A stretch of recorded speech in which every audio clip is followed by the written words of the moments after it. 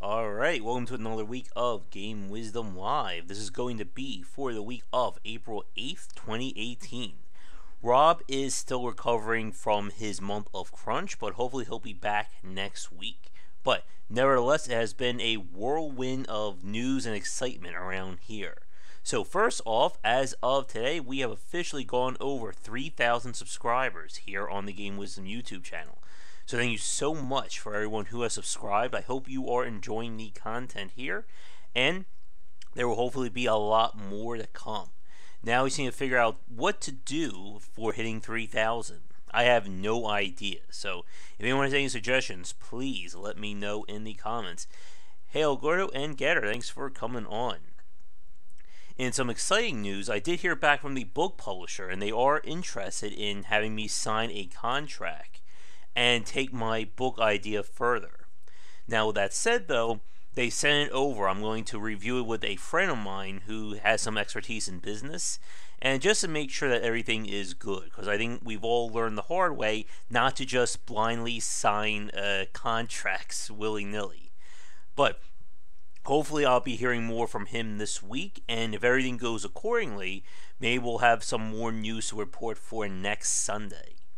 I also did my first presentation of the spring season around here for Ready Player One at one of my local libraries.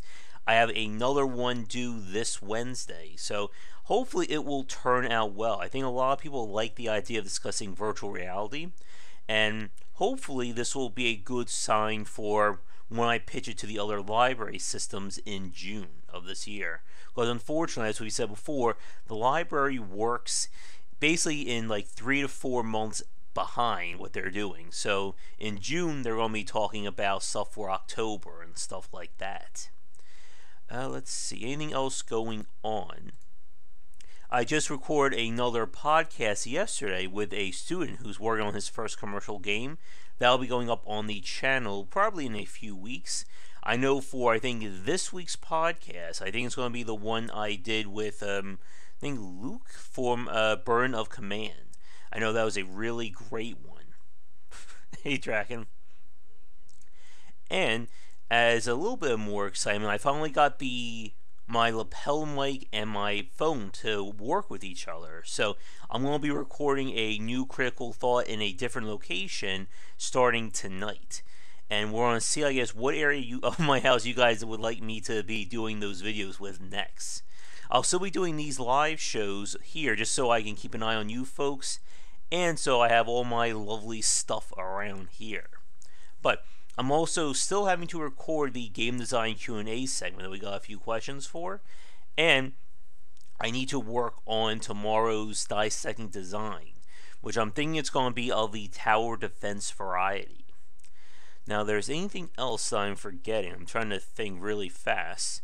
Oh, we are in the midst of scheduling a live cast with Alexis Kennedy. He is currently working on the game Cultist Simulator, and we're aiming for not this Monday, but 2 weeks from now. So that'll be the 23rd of April, and we're going to try and have a discussion about what it's like working on the game, and about the success he's had on Kickstarter, itch.io, and hopefully on Steam in the future. So that should be really great, and if anything changes, I'll be sure to let you guys know. Now, for right now, we are finishing up our Vanquish play, which I think at the rate I'm going, tonight will probably be our last episode, unless they won't throw any more big story twists in at the end.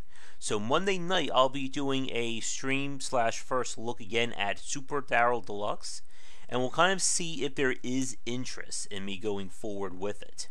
But it looks like we're going to be needing a new Let's Play for the channel, and maybe even one in honor of hitting 3,000 subscribers. So if anyone has any ideas, please let me know. I'm just checking right now to see if there's any lag or delay right now. That's weird. I'm trying to watch myself while watching chat while watching the stats on OBS. But with that said, the book has been coming along well. I'm just about to hit 19,000 words, getting close to what I promised them, between 20 and 25,000. So it certainly has grown a lot from this tiny little idea of just going to be like a $5 book, maybe like 7,000 words. But that's really good, and in case things don't work, I'll at least have something much stronger to show to people as well. Let's see, one idea that I had that I don't know there would be much interest in. I'm just going to lower my mic gain just slightly there. There we go. One idea that I was thinking about was to maybe do kind of like a classics corner with some of my SNES or even older systems, but I would have to use it with my smartphone as a camera because I don't have a capture card that's old enough for it. But that could be a way of showing off some older games, maybe even doing stuff like Donkey Kong Country, Earthbound, stuff like that. But again, the quality would definitely not be on par as modern streamers, so I would know if you guys would be interested in something along those lines. How are things looking here? Battletoads, oh god. I have never finished Battletoads, and I think the Mexican runner has certainly earned his marks for beating that game. Although I did watch the arcade play of that. I had no idea there was an actual arcade version of Battletoads until I watched the GDQ a few months ago on it. But yeah, maybe I can try that.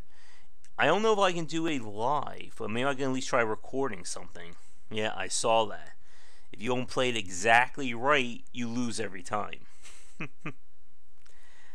Let's see. Anything else going on news-wise? They reposted an interview of from Square Enix back in the day about how they designed Super Mario RPG. Now, that would be a great game if we can get it all working to stream. Did Battletoads vs. Double Dragon come to the arcade? I owned the SNES version of it, but I don't know if it ever did in the arcade version. But getting back on topic for a second. Oh, I did beat Battletoads vs. Double Dragon.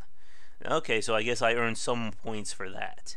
But Super Mario RPG, if you guys never played that one, that is definitely one of my all-time favorites.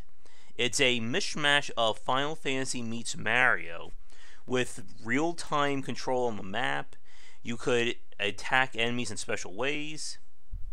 Really? Wait, Battletoads vs. Double Dragon is harder than classic Battletoads? I don't know if I would agree with that. I remember there was a challenge at a con to play Battletoads, and no one could beat a few of those levels there. I remember Battletoads vs. Double Dragon being easier. Maybe I cheesed it playing as either Billy or Jimmy. But yeah, odd. One game I would love to play, although I have no idea how I would ever set it up, would be Star Tropics. I think I still have my Wii hooked up. Maybe I could finagle the smartphone down there with my stand and play that, because that would be another really great one. Speaking about classic games, I did get an email saying that SNK is going to be bringing its collection of old school games to the Switch, including Akari Warriors, Crystalis. Who here has played Crystalis? Because that's one of those games that everyone who's played it said they love it, but there's like very few people I think who've actually have gone through that game. And now with my super ultra low latency, there's only like 5 seconds of delay. So now we don't have to wait like 10 to 15 seconds to see what the chat is saying. Spyro is coming back. Yeah, I know, I heard that. That's going to be an interesting one. I don't think I've ever played any of the Spyro games, to be honest. I think I played like the demo of one a very, very long time ago. Yeah, that's a really interesting point there, Getter. We saw NES or Game Boy versions of NES games back in the day. I know Mega Man got one. Obviously Tetris, Dr. Mario. That was weird. That was during, for those of you who are on the young side, that was during the era where handhelds were considered the second-class citizens for game consoles. So we always got like the very low-quality weird games. Left with Jack and Sly Cooper. I really love Sly Cooper. Oh, that could be a fun one. I have all three. I'm sorry, not Jack and Daxter. I have all three Sly Cooper games on PS2. I would love to do a full play of that one, but again, it would have to be through my smartphone capture, not direct capture for it. But yeah, I really love those games. Really great variety of the levels, and just keeping things varied. I think it's time for me to clean out my CPU too. I think it's getting a little hot. Yeah, wasn't Sly Cooper 4 done by a different developer and a different title to it? Let me see here. 1 second, I think I can see what it could be also messing things up.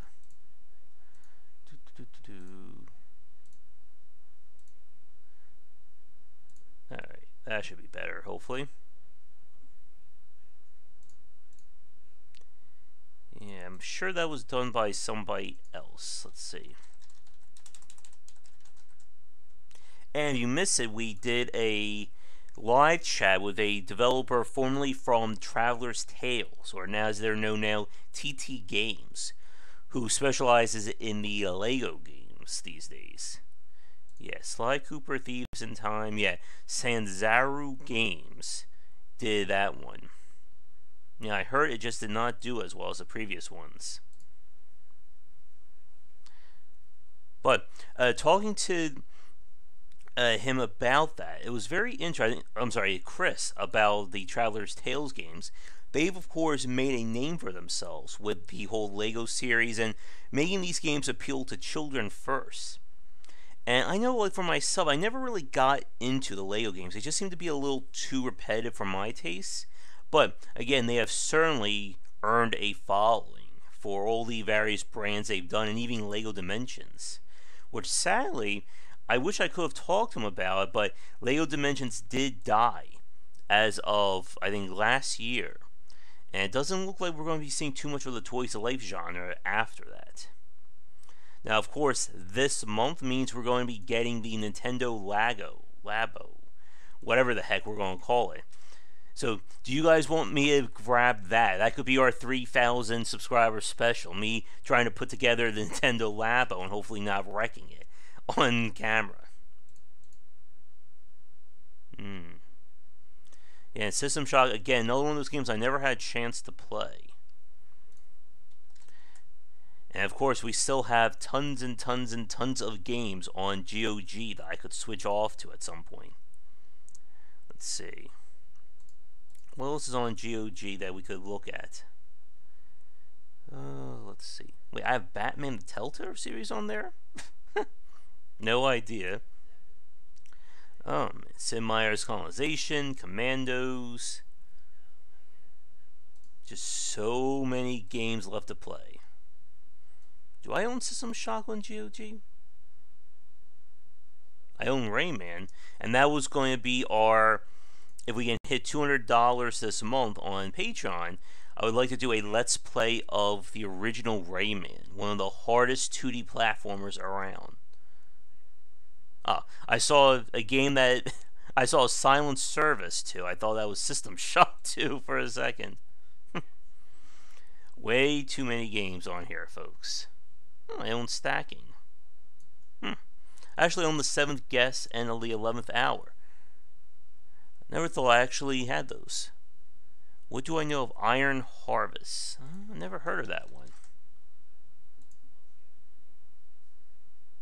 Let me see here.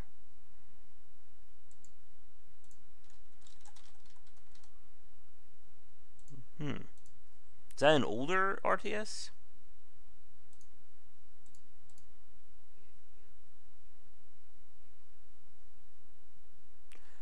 Which one, Get, are we talking about in terms of crowdfunding? Is that the Iron Harvest one?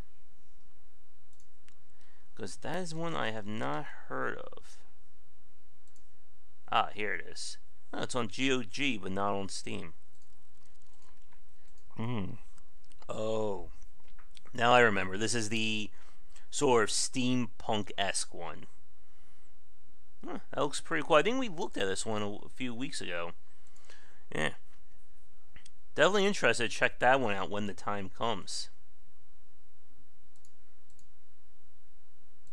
Well, we shall see if it does, Dracon.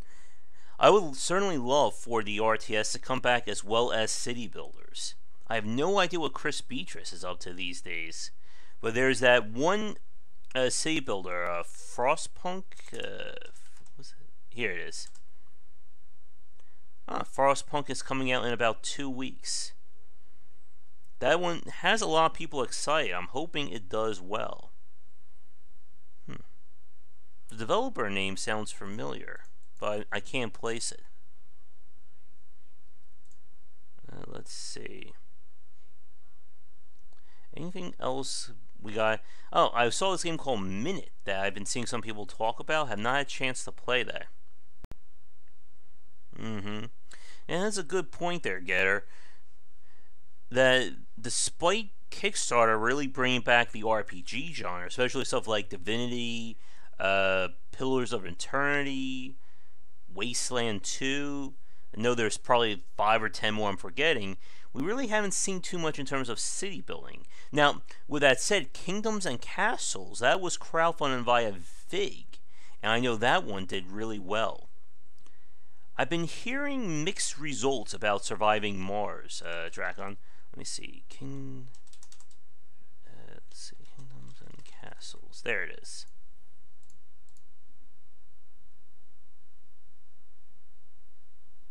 Well, you can only play like 1 minute at a time from what I've heard. Yeah, they're doing really well with Kingdoms and Castles. Looks like it just received an update last month. Let's see what it did. Yep, that's true as well, Dragon. Visual novels, they never stop coming. Yep, and they never will. Let's see. Bigger maps.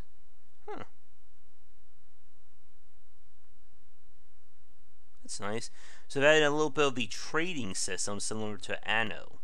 You can set stuff like that. Wonder if we could go back to Kingdoms and Castles for a stream and see how it did. But with Surviving Mars, let me see here. 1 second. Surviving Mars. And that, for those of you who don't know, that's the one done by Paradox, who publish it, and Hayminot Games, who incidentally did the game Victor Vran, and it worked really well for them. So the thing that I've been hearing about Surviving Mars is that it has a really good idea, but it's also very soulless in terms of its city building. And I was reading on one of the forums I visited, there was a whole discussion about city building versus colony simulators. And that's something that I find very fascinating. For me, here's a question for the chat, I'll go through my thoughts as well. What do you think is the key difference between a city builder and a colony simulator? For me, a city builder is about hitting a point of sustainability. It's about getting everything essentially working in order. While a colony simulator seems to be more about just managing an ever-escalating number of plates. Hey, child. That's a burn right there. Like, for me, I think I prefer city builders as opposed to colony simulators. We never did get to play Banished on stream, and I think Banished would be a good idea or a good example of a colony simulator. Or, again, it's very weird like that. Like, for me, I like the city builders that let me just get very creative, but at the same time, still try and balance things around. What do you guys think about Avon Colony that came out in, I think it was late 2016 or 2017? Because I think that one would be more of a very light city builder. Usually one of the things that kill like lesser city builders is when there's a very soullessness to it. And I know that's hard to explain. Desktop Dungeons are making a colony game. Evangelion, I'm sorry. Oh yeah, Desktop Dungeons, that one kicked my butt when we played it. But that soullessness is kind of like, I place a building down, Avon Colony, yes. And essentially, the building is it. Like, I place it down and I never have to touch it, interact with it, or do anything with it ever again. Like, one of the things that was really great about games like SimCity and even something like City Skylines was there was a sense that you had to think about how you place your buildings down. It wasn't a case of, I place down a market here and everybody gets food. I had to think about logistics of where the food's going to travel from. Do I need to build additional markets and stuff like that? I know there's this. It's kind of like, for those of you who've ever played Anno versus SimCity, that's kind of the difference in structure between city builders and such.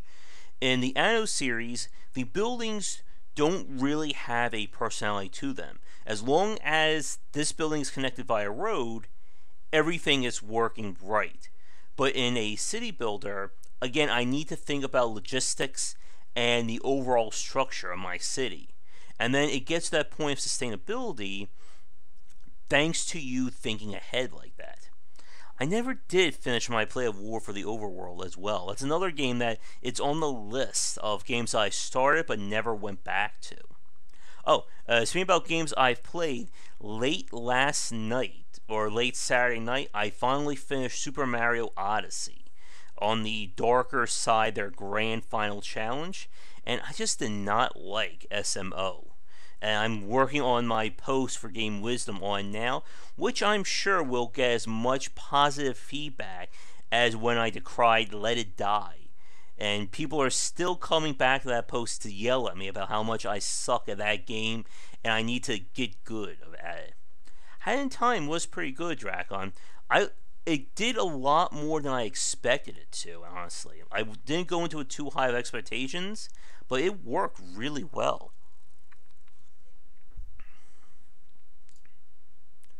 But getting back to Surviving Mars for a second, I know they are planning DLC and more content, and that is definitely Paradox's MO. For those of you who don't follow Paradox, they of course make Stellaris. Crusader Kings 2 has actually gone free. So if you ever want to play a game that can take 6 months to a year to master, you can now play that game free on Steam. But Paradox's strategy has always been a DLC and iterative iterative strategy for their games, where they'll release a base game that is okay to good, but then it really, really grows with DLC and more work down the line. So, for instance, with Stellaris, which I got as a press key, but never really could put time into it, they have done... What the heck? How many packs have there been for this game? Looks like they have done 1, 2, 3, 4, 5, 6, 7, 8, 9 different packs, although I may be reading it wrong on there. And each one adds in new subsystems and new content to the game. So playing a Paradox game without the DLC at launch is a completely different experience compared to playing one a year or two down the line with all that DLC attached.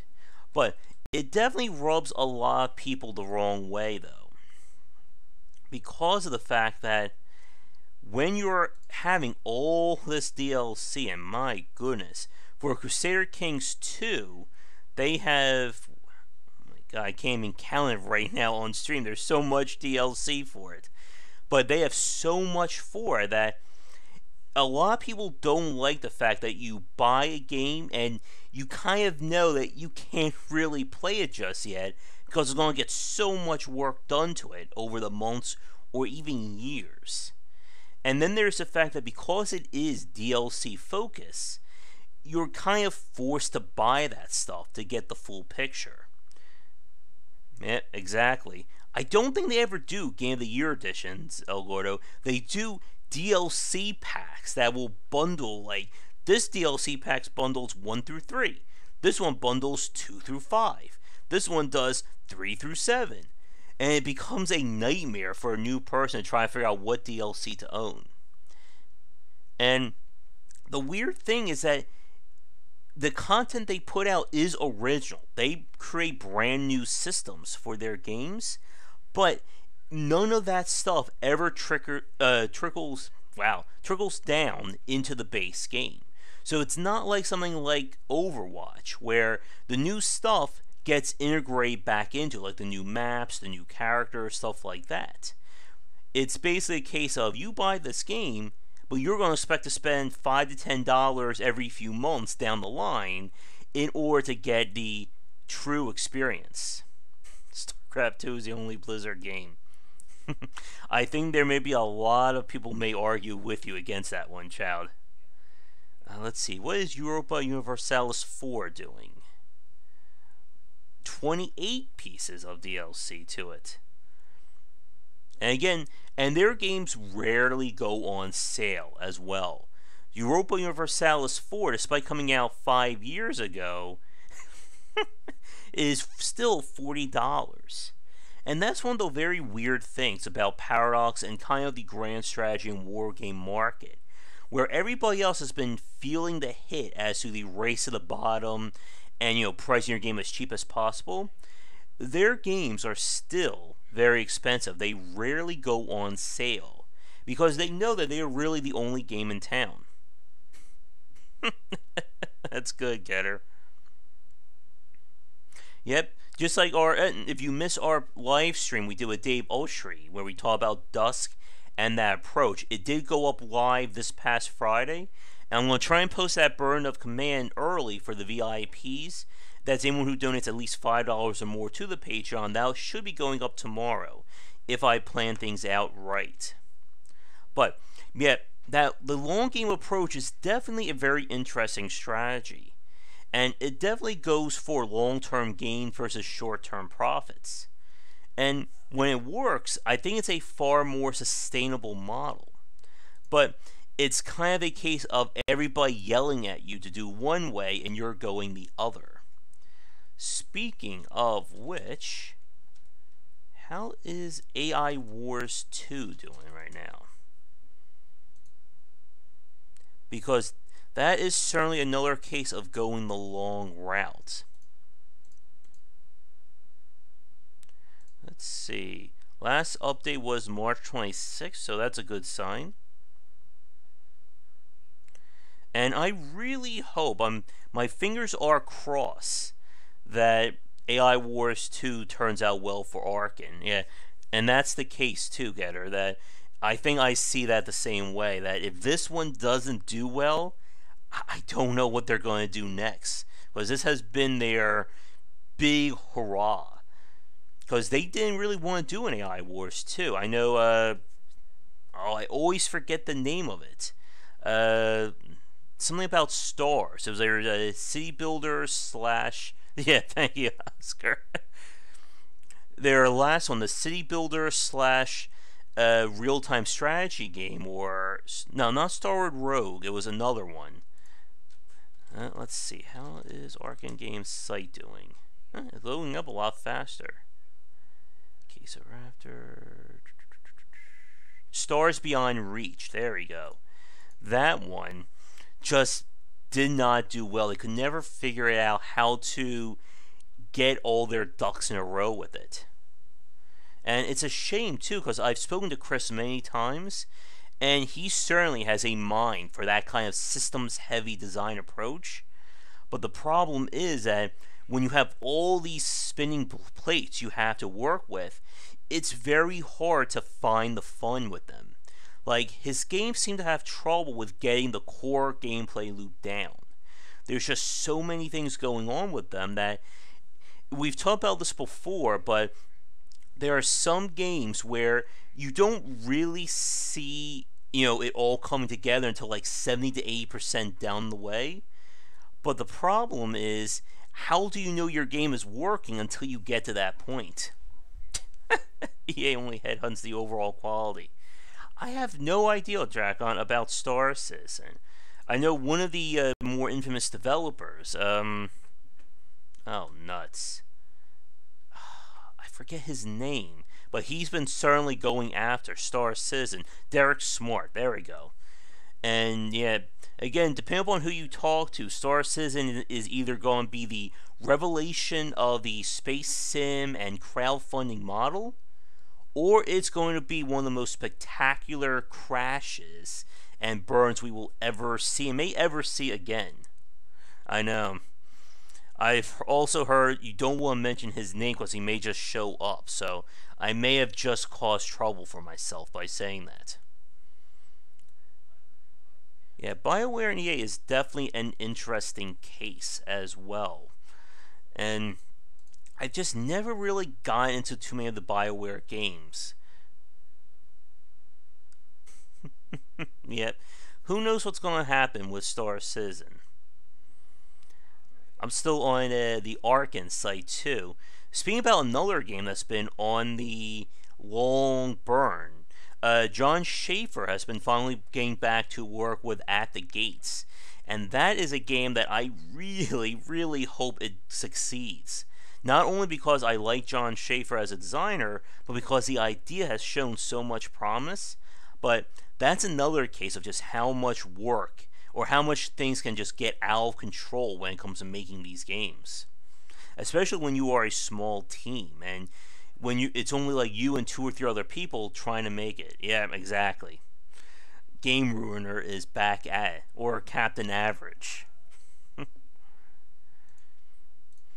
Let's see, what else do we have here? Ooh, just saw myself a thumbnail of myself frozen. That is not attractive too. But yeah, with AI Wars 2, it looks like things are going along. And hopefully, I want to have him back on, but depending upon at what period I talk to Chris with, it can either be a very optimistic cast, or it can be very, very depressing, I'm afraid. Because I had him on one time after A Valley Without Wind 2 was not doing well, and that was a very morose podcast. But then I had him on after Skyward... nuts. What was it? Skyward Collapse, and he was very happy. And again, it can be very hard when you have these games that are just completely original to know whether or not they're going to succeed. Yeah. That is true as well. I guess on a happier topic, I am in talks to get the designer and creator of Cook Serve Delicious of Cook Serve Delicious on for a podcast. We're going to talk about how that series blew up, as well as the work that's going on. They're working on an expansion to the game right now. Let's see. Any news about it? It's going to be called the Barista Update, but I have no idea what else it's going to go with it. Well, we did plenty of podcasts earlier, so we'll see how things go there. Let's see, what else is happening? Yeah, I still have that Iron Harvest up. It looks very interesting. So maybe we will see some more real-time strategy games down the line. In fact, Factorio is still in development. Who knows when that is actually going to be done? I'm just looking on their early access page right now. It says it'll only take 8 to 12 months, and that was back in 2016. Who knows when Factorio will ever get done, but I'm really hoping it will. Because that's another really great example of emergent design that it just keeps going on and on and on. Yeah, that was also a very interesting case. They changed the progression model of Cook Serve Delicious 2 from the first one, and it just did not work for a lot of people, even myself. And then speaking about very weird games, I can check out where the new releases that are coming. On one of the sites I can get press access to. Apparently, there is a game called Rapid Jigsaw Puzzles,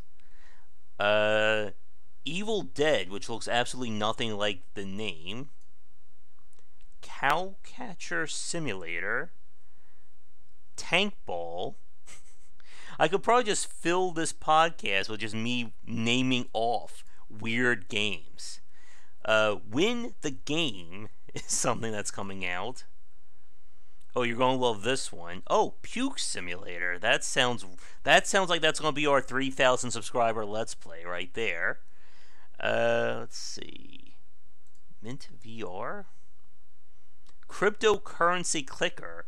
Somebody tell Mike about that. Or XP. There's a game of that. What was that? I just saw it. Oh, here's one. Stickman Fidget Spinner Rush. That sounds really amazing. A game called Find Someone Else. Oh, we talked earlier about the visual novel games being that they will never end. I'm sure the clicker genre will never end as well. Good luck reading that one, Getter. Let's see. One more page. We'll see if there's any worthy games on here. Oh, here's one. Existential Kitty Cat RPG. I am not making that one up, folks. That's the name of the... That's that name. Let's see. What the heck? Pigeon Attack. Margot's Word Brain. You can just see my eyes, like, have existential horror as I'm reading this list. Impossible Jumpy Quest. Again, I am really glad I try to avoid a lot of these games. What the heck is this? There's some here even I can't mention. Paper Shakespeare? Oh my goodness. Babies on Fire. I don't have a witty follow-up to that one.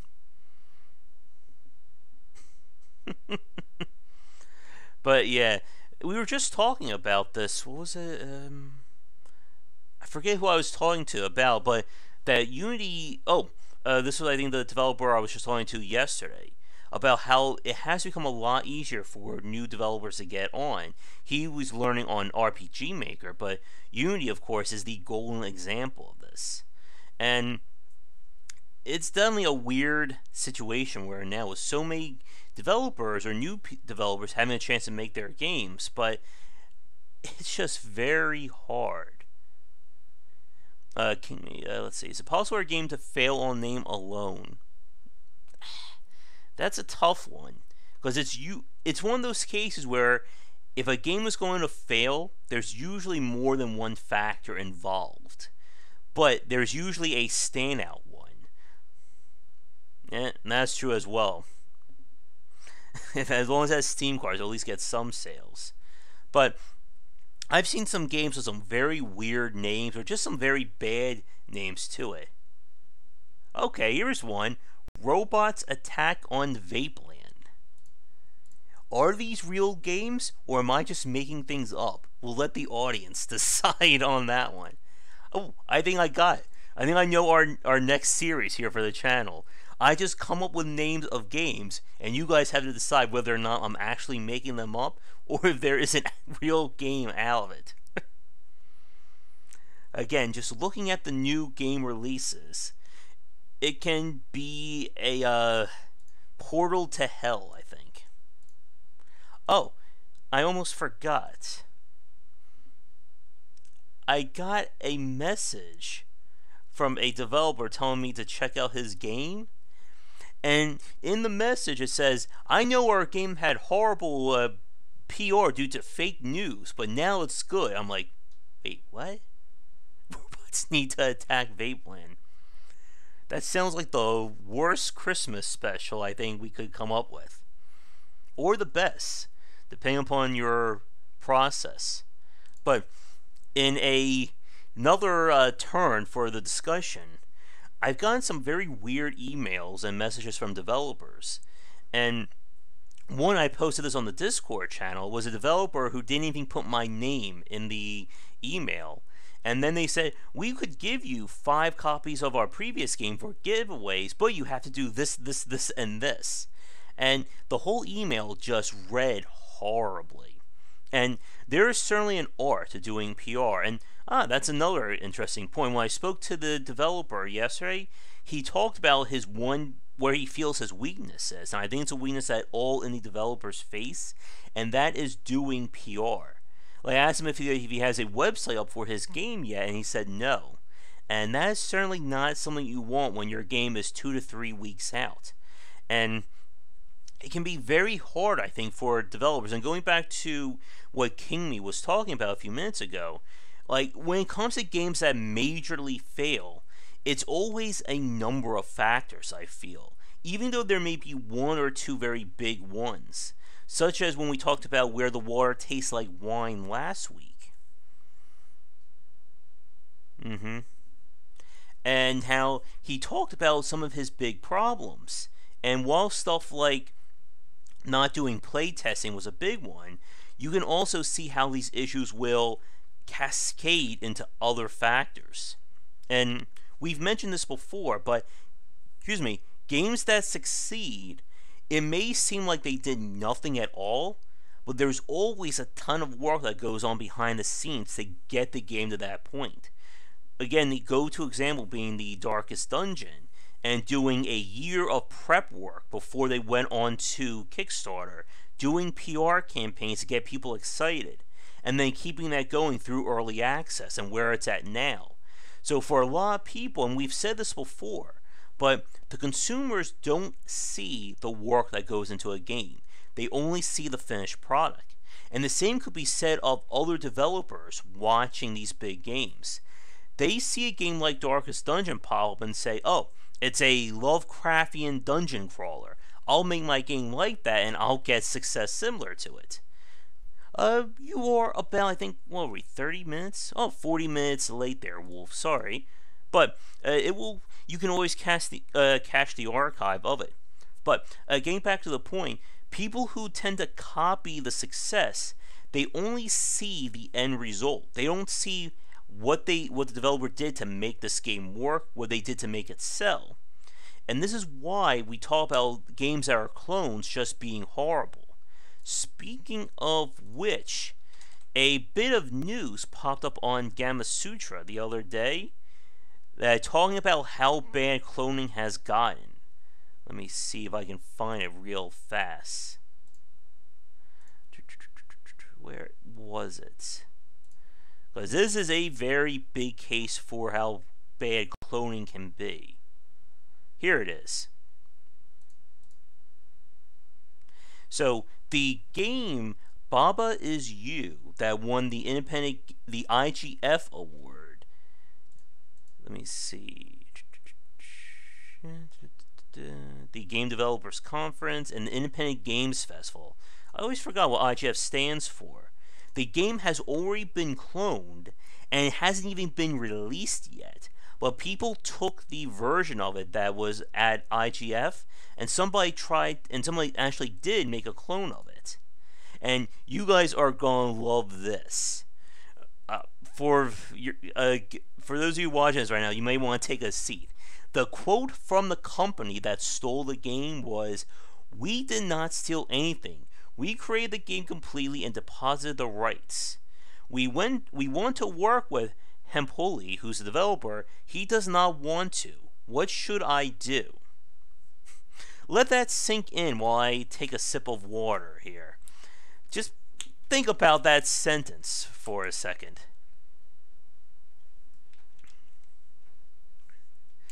Yet, sigh and facepalm, I think, are the correct response. For you.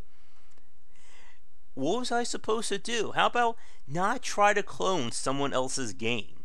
We even saw this with Cuphead when we talked about it last year. I know there's PUBG and Fortnite clones, and Clash of Clans clones, and Angry Birds clones. But this is one of the big things that we talked about before when it comes to people trying to work on someone else's property. Don't do it. Especially if you're trying to release something commercial. When I spoke with Katie Holohan, they were doing the King's Quest fan-made game. I asked her about why to work on that franchise, and they never thought it would go that far. And that was the case of the fan community coming together to make that title. Was there lag? Am I still... There shouldn't be too much lag, I hope. But something like that is different than something like cloning a game, where if you're trying to make a name for yourself, don't try and sell someone else's property. It never works out well. And the Twitter account has been taken down, the game's been removed, but that is just a very, very big example of how horrible cloning has gotten, especially for mobile games, where they typically are on the smaller side, where it's very easy to recreate that execution. This is why many independent games, especially on the PC or on the console side, are harder to clone, because it is a case of the sum is greater than the individual parts. But when we talk about mobile game like Monument Valley, or this one, or Flappy Birds, and so on, or Flappy Bird, sorry, because it's built on one very simple gameplay loop, it's very easy to copy that, and you don't really need to understand anything else. But again, it's cases of, well, we're going to change the graphics slightly, and we may call it a similar name, and that's just enough to skirt the copyright. But yeah, that is just a really bad case of just how bad cloning has gotten. But again, though, the other way would be if developers could copyright game mechanics and systems, and that will never happen. No company in their right mind would try to push that as a possible future. Let's see, anything else going on right now? So that's what you guys were talking about earlier, them releasing the source code for System Shock. Let's see, anything else happening in news? Yeah, I know this was mentioned earlier, but Sea of Thieves, of course, is still trying to keep things going, and hopefully it will turn things around. I want the trademark for button pressing. There we go. Yeah, I have heard of that, Gary. I think this was, back in the 80s, early 90s. I think the only one that stuck was Tecmo patenting the loading screen mini game as a mechanic that no one else could do. But that copyright has since lapsed, so that is nice on that front. Oh, Namco, I'm sorry. I get Tecmo and Namco confused sometimes. Or I'm sorry, not even... It's now a Tecmo Koei. Namco... Namco's owned by someone else, right? Tecmo Koei, Namco Bandai? Yeah, Namco Bandai. And then Square Enix is now... Or Squaresoft is now Square Enix. So everybody, all the Japanese developers are just mushing together. Yeah, King did try to trademark Candy and Crush. There's also the infamous case of a crazy developer trying to patent the name... Oh man, what was it? Ah, nuts. I forget who did, but there was this developer who was on the IG... who was on the IGDA board at the time, and was trying to patent a very common name, and he would sue anyone who said anything against them. Yeah, and I know those YouTubers tried to patent in the Let's React Edge. Thank you, Getter. He was trying to patent the word Edge. So if anyone used that word, they would get sued. And I need to patent the name Joshbox as soon as I can. Alright, child, have a good day. Hopefully I'll see you for tonight's stream. But... let's see, where are we at time-wise? We are approaching an hour. I'm going to try to keep this around the hour mark, because I do have things to do today. So I can't be sitting here for the next 3 hours talking game design, no matter how hard I could try. But, yeah, it's very interesting. Again, we've talked about this before, that you cannot copyright game mechanics and systems, but you can copyright the aesthetics or brand around them. Like I've said this before, I could create a game where Super Josh Brothers and have myself exploring the Fungus Kingdom, But as long as I don't use anything that could be attributed towards Nintendo, I'm safe. But it's kind of, again, that very skeevy line, or a very sketchy line. Let's see, anything else going on news-wise? Because we've been kind of jumping back and forth and here and there. Oh, here's what you were talking about earlier regarding PUBG. That they're going after NetEase for the Battle Royale clones. Super Mariano Brothers. But yeah, it's one of those cases where how far do you need to go before you're not really cloning a game? Because if you remember, like speaking about PUBG, they were arguing about Fortnite being too much of a clone of the Battle Royale formula. But as we've seen, Fortnite goes in a completely different direction. But then there are games that are very, very similar. Let's see. I mean, if you guys want to look at this for a second, oof. Like, here's an example. I'll post this in chat. If you look at the screenshots posted, they show the Battle Royale or Battlegrounds version, and then they show this other game called Rules of Survival. And the map design is very, very similar there. And when you get to those cases where it's so, where you can kind of see like similar styles, it gets very telling.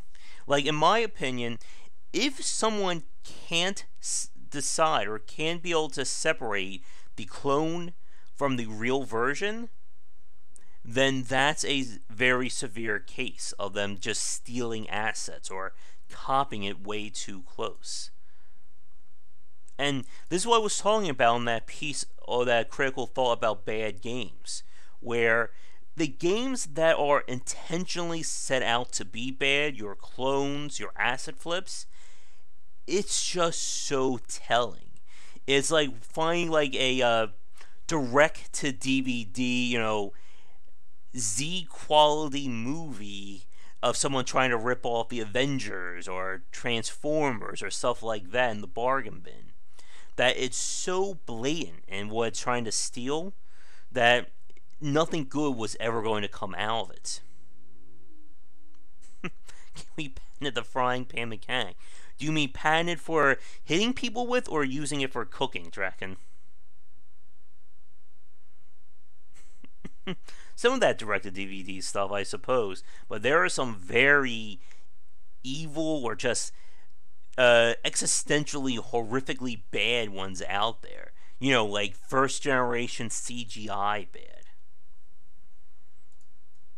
Oh, we gotta be careful. We pan in the frying pan. That could cause some real trouble for Cook Serve Delicious. Let's see. Divinity 2. What can game designers learn from the original Zelda? If we start talking about that, I'll be here for another hour or two. I'm surprised Indie hasn't gotten on yet. I was expecting to get some more existential questions. Because this will certainly be the time for them. How to effectively create mobile games. Oh, here's a big one. If you guys didn't hear this one. Boss Key, the developer Cliff Bleszinski. That is not a name you can say really fast.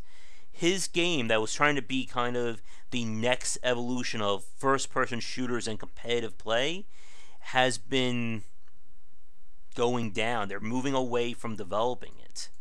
And what that means, of course, is a game that has no future content is dead.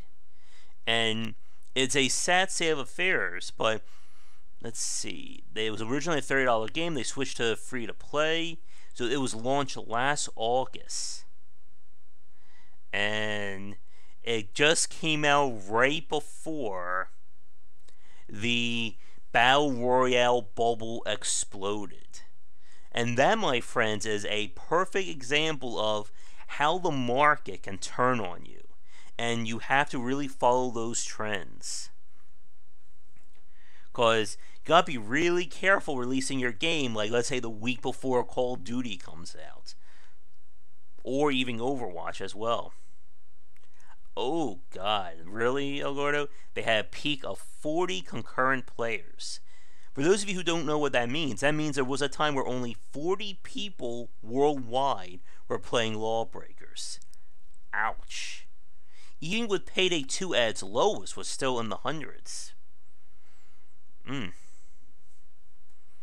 But yet, and I would love to be a fly on the walls of Epic for the team that worked on the story side of Fortnite and how they feel about how the Battle Royale mode has completely taken over. Yeah. And that's another big case of just how hard it can be to go in new directions and be able to explain that to players. Because from the outside, I know Lawbreakers just looks like a grittier clone or grittier version of Overwatch. That, again, very generic. But it can be very tricky to try and explain what makes those games different. And his most at the beta, yeah.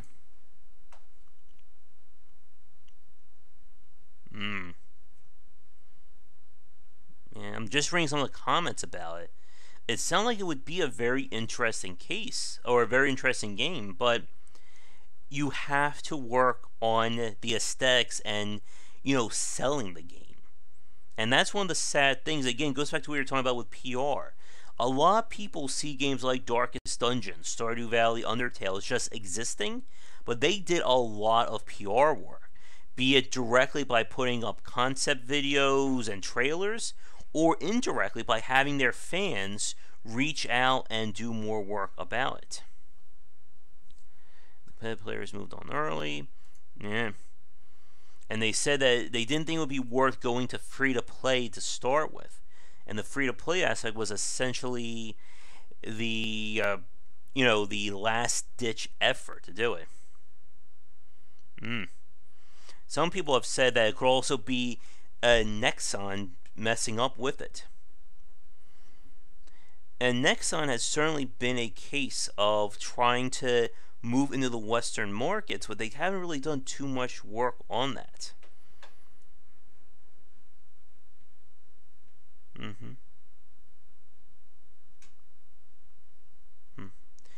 Yeah.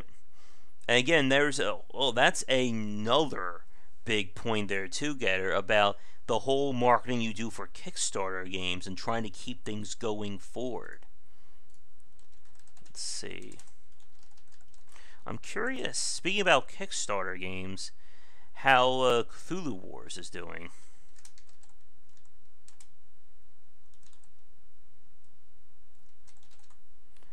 Let's see. Maybe it's Peterson Games. That should pull it up. What? They're working on another Kickstarter? Huh. Well, apparently they are. A RPG. What? I don't even know what this is, but apparently they were asking for $350 for it. Let's see. One of the weirdest things, it can be hard to spell Cthulhu if you haven't spelled it lately. Here it is. That's what I was looking for. Cthulhu Wars Onslaught 3. They should have done everything by backers by now. Let's see. They're still going strong with that. I would love to have played Cthulhu Wars, but one, I don't have anyone around here to play with. Two, I'm not a board gamer by trade, so I don't know how much I would be able to offer. And three, how the hell would I be able to set that up? Although now that I have my smartphone and I can do streaming outside, I can use my big table downstairs. So maybe I could do tabletop games around here. I don't know. If anyone wants to try send me one, let me fumble around with it. Let me know. Cthulhu.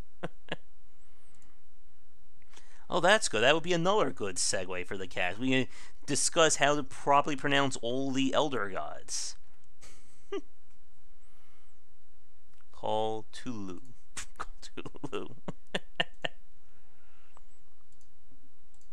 Oh, I hope all those new subscribers are watching this right now going, what the hell are these guys talking about? But let me check our time here. Yeah, we're just over the hour. So trying to think if there's anything last minute we could discuss before we'll begin to wrap things up. I'll be posting some of the Saturday Night Grab Bag pieces today later on. And I'll be also doing the grab bag voting. I'll be putting up the spreadsheet later today. But I think with that said, play Serious Sam. We did do that on one of the grab bag streams. I know we were trying to get things together for a multiplayer play of that, so maybe we can try doing something like that in the future. And there's all the other Serious Sam, there's the 2D game, the RPG game, all those crazy spin-offs. But in seriousness, though, if you guys have an idea for the 3,000 sub thank you play, let me know in the comments. Is there a copyright? Yeah, that was a few weeks ago. Let me see if I can grab you the video. Because maybe we could try doing a classic gameplay. Again, it won't look as sharp as other people that are having a capture card. Demon Souls. Again, I don't have a capture card. I don't know how well that would look. Let's see. I hope I did that. Here it is. Here is the video to when I played Serious Sam. But maybe a classic games one would be interesting to try. I don't have my NES anymore, unfortunately, but I may still have my SNES hooked up. Alright. Well, I think with that, I need to get some work done for today. Excuse me. Work more on my book and tomorrow's Dissecting Design. But like I said, look forward to the Burn of Command. I believe that's a podcast going up this week. And I will be back later tonight to wrap up Vanquish, because I think we're going to get to the end for tonight. For you folks watching this record, if you'd like to catch this ad-free and earlier, be sure to check out patreon.com/gwbycer to get VIP access. Again, our $200 goal for this month would be to do a Let's Play of the original Rayman. I'll be back next Sunday around 3 p.m. EST, hopefully with Rob fully rested and recovered. But check back for daily discussions on game design here and on Game Wisdom, where we examine the art and science of games. I'll check into see if my Super Nintendo can do some streaming there, and I will see you all next time. Until our follow-up stream, take care.